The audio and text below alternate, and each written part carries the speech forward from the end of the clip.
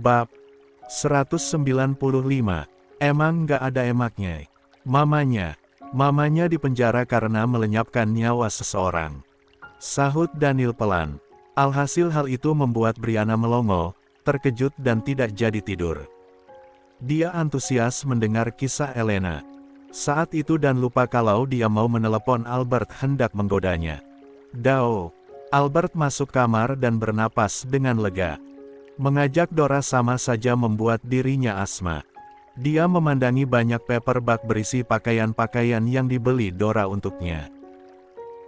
Ada parfum, sepatu kerja dengan model trendy, jam tangan serta aksesoris lain yang sesuai selera Rangga dan Reza.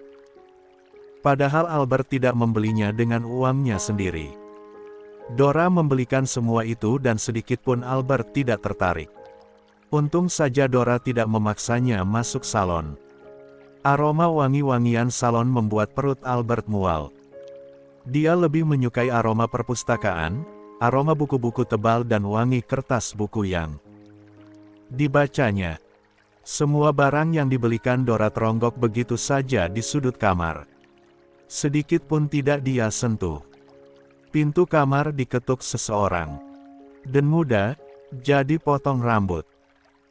tanya Walen, tukang kebun yang usianya sudah tak lagi muda, seusia Aji Saka tapi masih gesit dan cekatan mengurus kebun keluarga Dein. Pertanyaan Walen entah kenapa membuatnya ragu. Tadi dia enggan diajak Dora ke salon dengan alasan mau dipotong oleh Walen. "Ampun, deh. Potong rambut sama Kang Kebun. Pantesan aja motongnya ngasal, dikiranya motongin tanaman hias kali, ya." Ucapan Dora tadi masih terngiang-ngiang. "Memang rambutku ini bagaimana, sih? Rapi, kan?" gumam Albert di depan cermin rias. "Den muda," panggil Walen lagi. Albert membuka pintu kamar. "Nggak jadi, Pak. Besok-besok lagi saja." Albert tersenyum dan kembali menutup pintu. Di kamarnya, Albert kembali termenung, tanpa sadar dia melihat nomor Brianna lalu menyimpannya dengan sebutan cewek aneh. Kemudian Albert merebahkan tubuhnya di kasur lalu tertidur hingga 2 jam lamanya dan masih belum mengganti baju. Tapi lalu Albert terbangun karena dikejutkan oleh dering ponsel. Albert mengernyit seraya menegaskan pandangan dan lalu melempar ponselnya. Nama gadis yang tadi dia simpan tertera di layar ponsel, Brianna. Meneleponnya. Untung saja Albert melempar ponsel ke atas kasur. Tapi meski dia lempar keluar jendela pun Albert bisa membelinya 10 ponsel sekaligus. "Ngapain sih dia telepon-telepon aku terus?" gerutu Albert seraya bangun dan melenggang menuju walk-in closet, wajahnya gugup. Ada perasaan aneh yang menggelitik hati Albert. Tapi Albert sulit menerjemahkannya. Dia tidak menyukai pakaian Brianna saat pertama bertemu. Tapi ketika Brianna memakai baju sopan saat ke kampus, auranya tampak berbeda. Untuk itulah Albert bersikap ketus pada Brianna.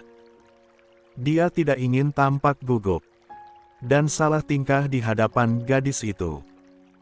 Albert bersikap ketus sama sekali bukan karena 250 juta yang dihabiskan Brianna melalui kartu hitamnya.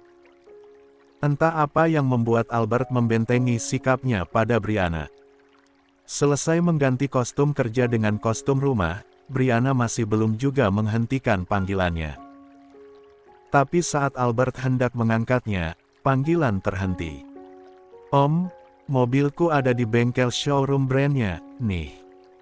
Brianna mengirimi pesan beserta foto dia berada di bengkel resmi showroom brand mobilnya. "Ya Tuhan, malam-malam begini. Ini sudah jam 10 malam, loh," gumam Albert. "Ya kirimkan saja tagihannya ke alamat kantorku," balas Albert. Seketika Brianna menelepon Albert. "Mana alamatnya?" "Kartu nama juga nggak jelas, hanya nama dan nomor ponsel. Lagian ini harus cash, office tutup, cuma ada montir bengkelnya aja. Kesini ajalah." Brianna menyebutkan bengkel resmi beserta alamatnya. Ditunggu, nggak pakai lama. Klik. Sambungan terputus. Apa-apaan gadis ini? Gerutu Albert, tapi tanpa sadar dia mengambil kunci mobil di atas nakas kemudian menuruti permintaan Brianna. Opok. Di depan showroom mobil yang dimaksud Brianna, Albert melihat jika kantor showroom itu sudah tutup. Iya, betul, sudah hampir jam 11 malam. Tapi Brianna bilang, montir bengkelnya terbiasa lembur. Albert keluar dari mobil membawa dompet dan ponselnya, tapi baru saja keluar, dia dikejutkan oleh bentakan seseorang. Nyawa atau uang? Desis suara seorang lelaki. Albert memucat tak kala benda runcing mampir di pinggangnya. Dia mengangkat tangan dengan gemetar. Lelaki yang barusan mengancamnya merebut ponsel serta dompet Albert. Namun dengan gesit Albert berbalik hendak merebut kembali dompet dan ponsel miliknya. Naas, lelaki itu mengacungkan sebilah belati ke wajah Albert. Albert terpaku dan kembali mengangkat tangan. Lelaki itu menendang dengkul dan perut Albert keras hingga tersungkur seketika. Saat lelaki itu berbalik, seseorang berhasil melakukan hal yang sama pada lelaki itu. Lelaki itu tersungkur karena tungkainya terkena tendangan keras dan belati di tangannya terlempar jauh.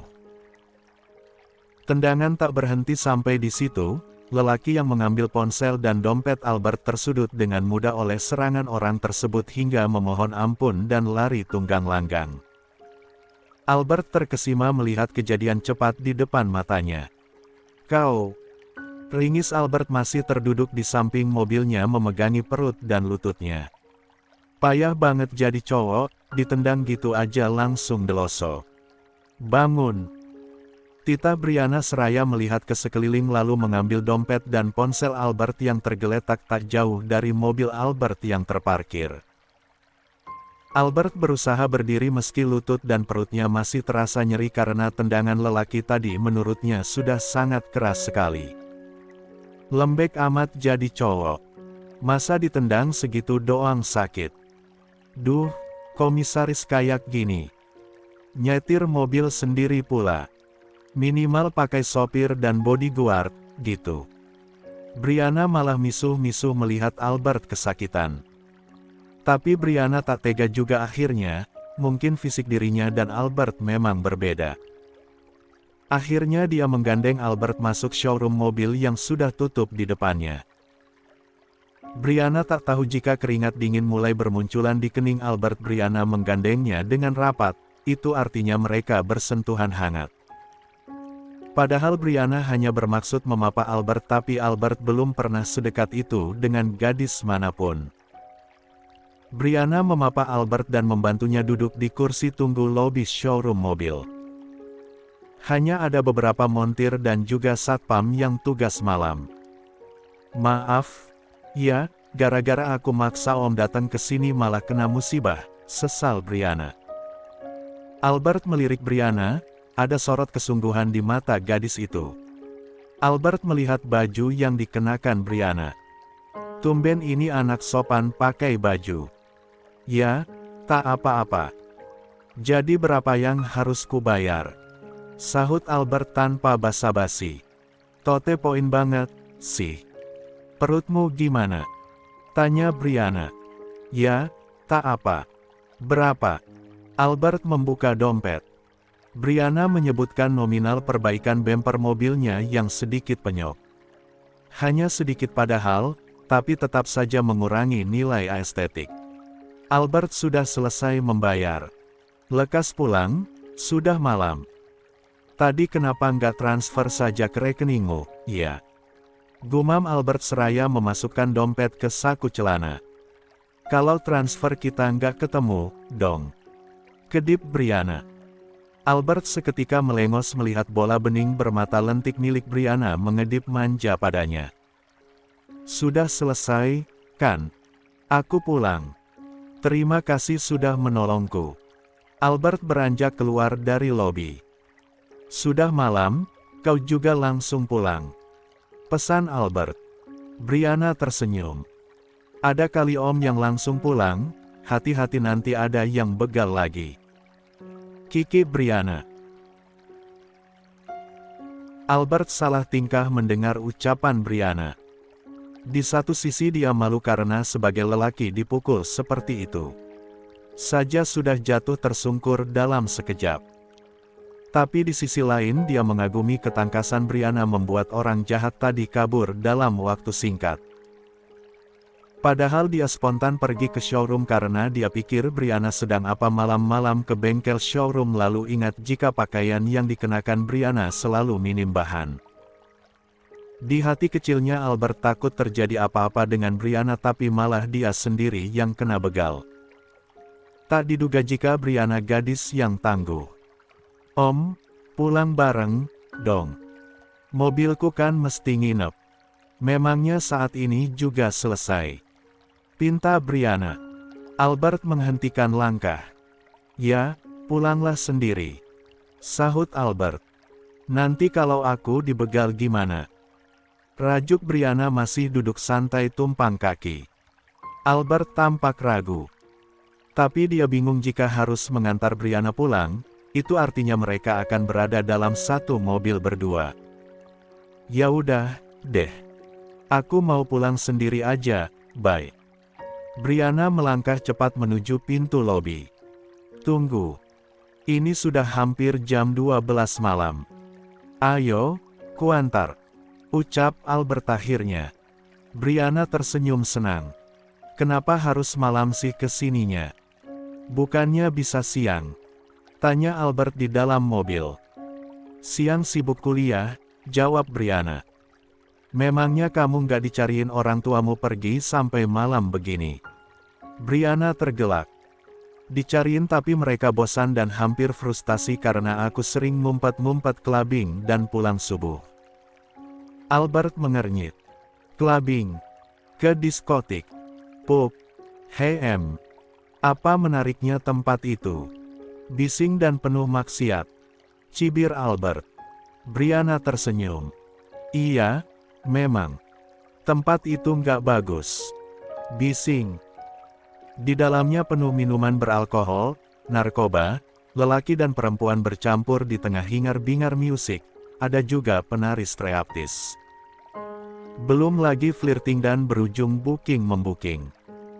Tapi percaya nggak, aku kesana nggak pernah pesan minuman beralkohol.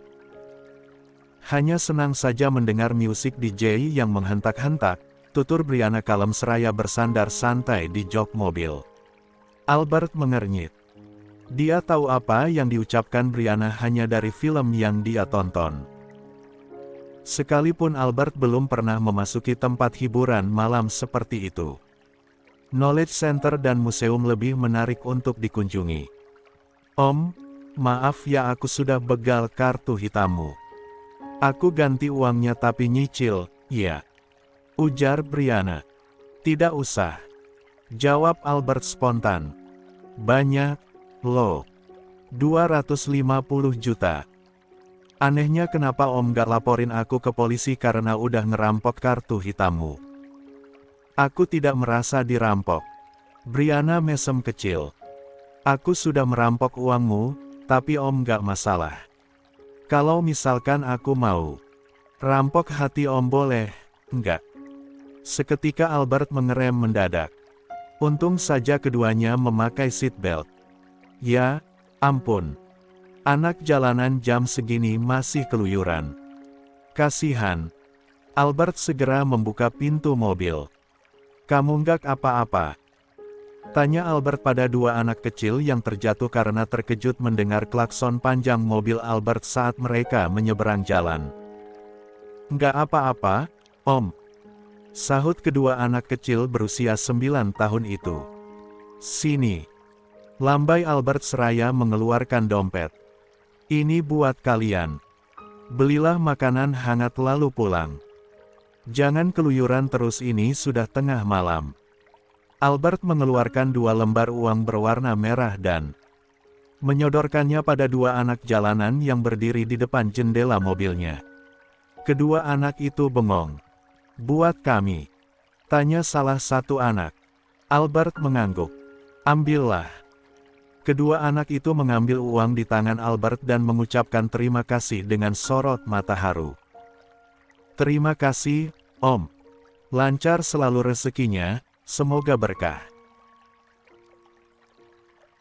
Kedua anak jalanan itu mengangguk sopan lalu berlarian ke tepi jalan dengan penuh semangat dan menghampiri penjual nasi goreng. Albert tersenyum melihat keceriaan anak jalanan yang nyaris dia tabrak karena ucapan Brianna. Albert kembali melajukan mobil tanpa kata. Melihat Om yang baik hati seperti ini aku makin semangat untuk bisa merampok hatimu, Om. Celetuk. Brianna. Kali ini Albert tidak terkejut atau mengerem mendadak. Dia berusaha tenang padahal kedua tangannya gemetaran. Om, itu tangan kram apa tremor? Mau gantian nyetir, enggak? Ujar Brianna lagi. Enggak usah. Sahut Albert singkat. Padahal mobil ber-AC tapi di dahi Albert timbul bercak-bercak keringat. Brianna melihat itu. Ini CEO bener-bener cupu parah. Gila nggak sih, woi?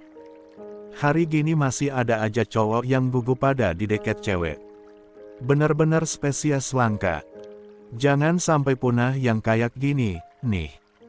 Brianna mengoceh dalam hati.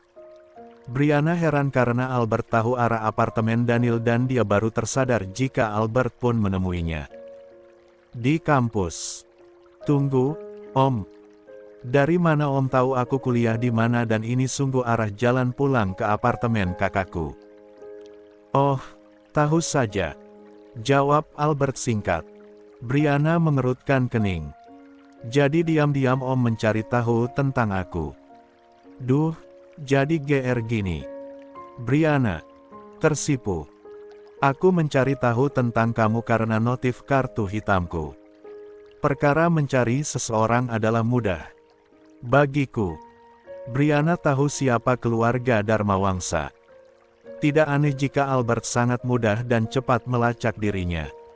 Minta nomor rekeningnya, Om. Brianna bersiap-siap mencatat di ponselnya. Untuk apa? Aku mau nyicil utang. Nggak enak karena sudah pakai kartu hitammu untuk shopping, sahut Brianna. Ku bilang tidak usah, lupakan. Kalau gitu aku akan merasa berutang seumur hidup padamu, Om. Baiklah, pekerjakan aku di apartemenmu. Nggak digaji juga nggak apa-apa. Anggap saja gajinya untuk cicilan utangku. Aku nggak tinggal di apartemen, sanggah Albert. Om masih single, kan? Belum married, kan? Belum. Serius masih single. Albert mengangguk gugup. Kalau gitu Om mau nggak jadi pacarku?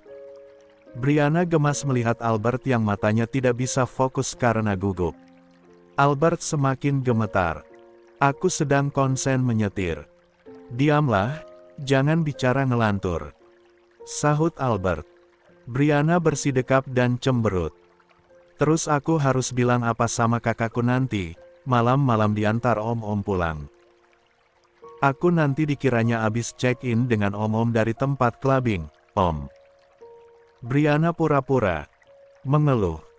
Aku kenal kakakmu. Tenang saja, dia juga kenal aku. Ucap Albert. Oh, wow. Kebetulan yang menggembirakan. Ternyata aku naksir temannya kakakku.